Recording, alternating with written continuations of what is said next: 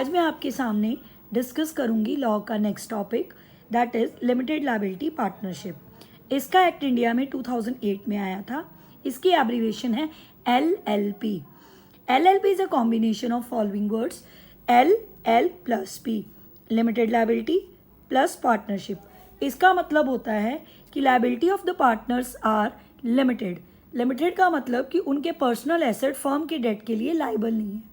In case of the winding up of the firm, अगर firm को पैसे की ज़रूरत होगी तो पार्टनर्स अपने पर्सनल एसेट सेल करके कोई भी कैश पार्टनरशिप फर्म को नहीं देंगे। जब भी कोई LLP बनती है उसमें फॉलोइंग फीचर्स होने चाहिए, तभी वो LLP बनेगी।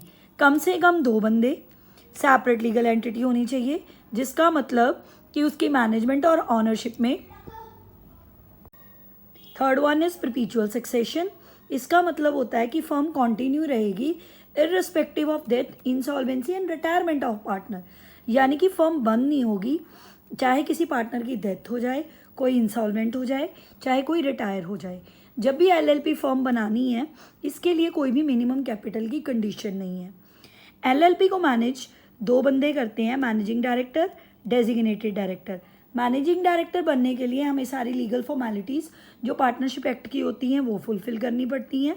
डेजिग्नेटेड पार्टनर BOD होते हैं, that is board of director. ये सेक्शन 7 के अंडर सिलेक्ट होते हैं। ये कम से कम 2 होते हैं। एक अगर 2 हैं तो उनमें से एक इंडिया में रहना चाहिए।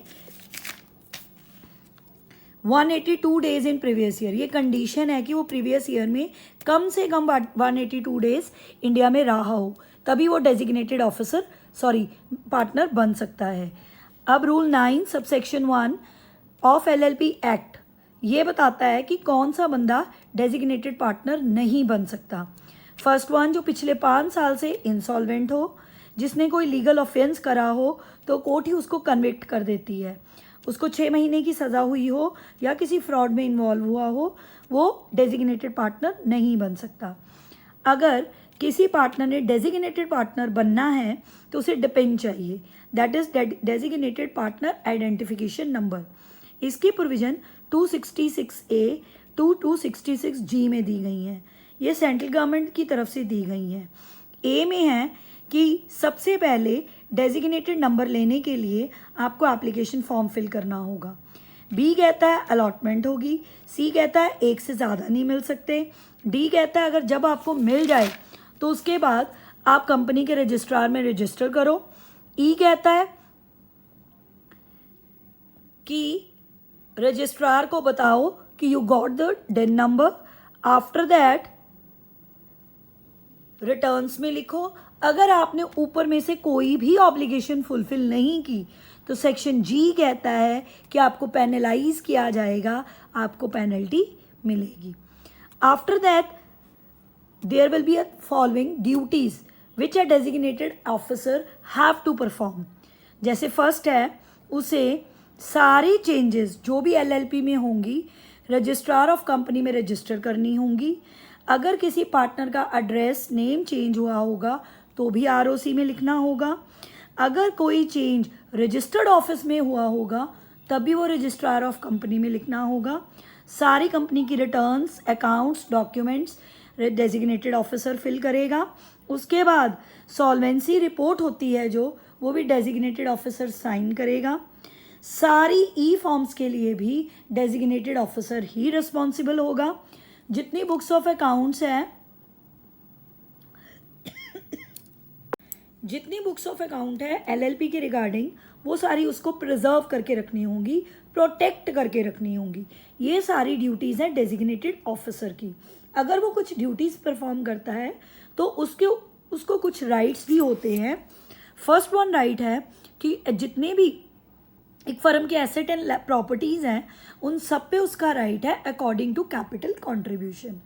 सेकेंड वन है, वो LLP की किसी भी बुक को इंस्पेक्ट कर सकता है, वो अपना सेपरेट बिजनेस कैरी ऑन कर सकता है, बट ये कंडीशन है उसकी इंफॉर्मेशन LLP में होनी चाहिए। सेकेंड वन, वो एग्जिस्टिंग बिजनेस के साथ compete नहीं होना चाहिए। कहने का मतलब जो LLP बिजनेस कर रही है उसके कंपटीशन का नहीं होना चाहिए।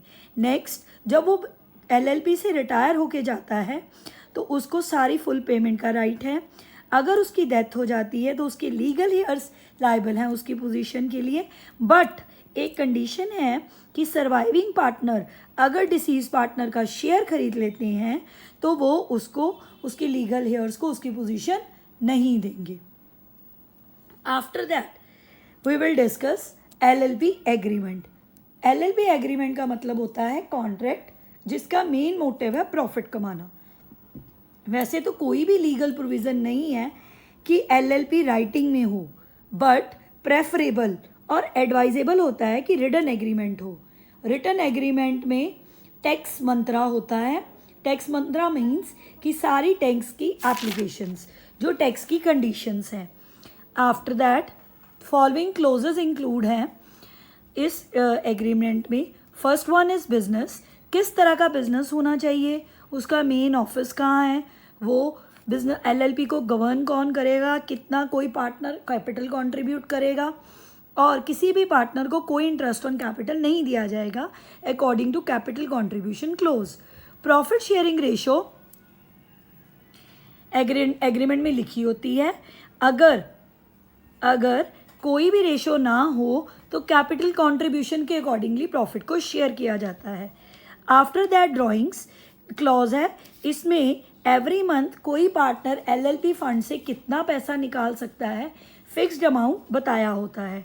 एडमिनिटीज, इसका मतलब होता है कि कोई थर्ड पार्टी अगर LLP के पार्टनर के खिलाफ वो क्लेम कर दे तो फर्म उसको आइडेंटिफाई करेगी, कंपनसेट करेगी, बट मेंबर को अपनी ड्यूटीज़ गुड फेथ में परफॉर्म करनी होंगी। नेक्स्ट क्लोज है ड्यूटीज़ ऑफ पार्टनर। जो हमने ऊपर ड्यूटीज़ डिस्कस करी हैं वो ड्यूटी क्लॉज में दी होती हैं। LLP बैंक में इंक्लूड होते हैं उन सारे बैंक्स के नाम जो LLP से रिलेटेड होते हैं।